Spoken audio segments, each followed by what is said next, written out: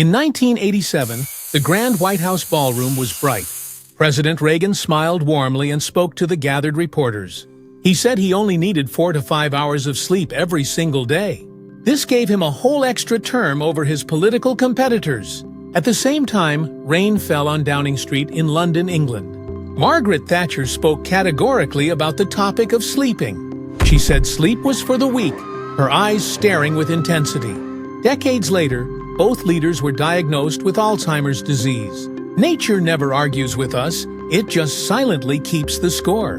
This bill was paid in advance by a teenage boy back in 1964. In 1964, the San Diego Science Fair opened its doors to the public. 17-year-old Randy Gardner challenged the sleepless record. Stanford researcher William Dement arrived to monitor the event. They monitored this spiraling experiment with a naval officer.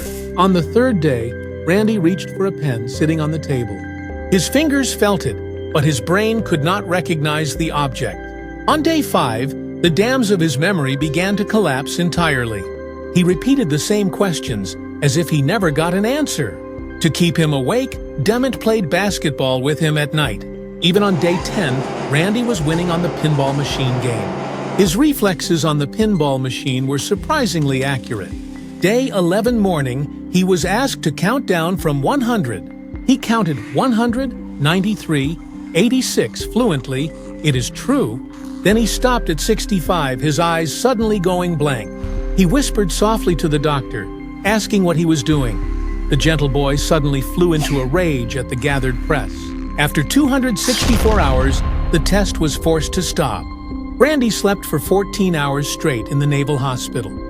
Guinness blacklisted sleep deprivation records for being unsafe. Professor David Dingus conducted a more relatable trial later. He divided the subjects into 4 different groups for the test. The results of the sleep experiment were truly terrifying. It is true. 10 days of 6 hours sleep equals 24 hours, no sleep.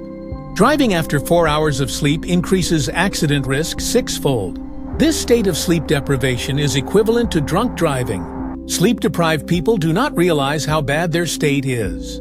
Many moguls claim to sleep only 4 hours a day on television. The short sleeper gene is found in a tiny fraction of people. It is rarer than being struck by lightning in a stormy field. This forces us to ask a more fundamental question about sleep. Why is the sleep we sacrifice for fun so irreplaceable to us? Professor Born conducted a magical experiment in Germany, 2007. Subjects memorized words while smelling roses during the day. The same rose scent was released during their deep sleep phase. Those who smelled roses in dreams had far better memory scores. This proved that sleep actively consolidates our daily memory. The scent replayed the learning, fixing long-term memory firmly. Scientists found deep sleep brain cells shrinking 6 years later. Clear fluid rushed through gaps to wash away metabolic waste.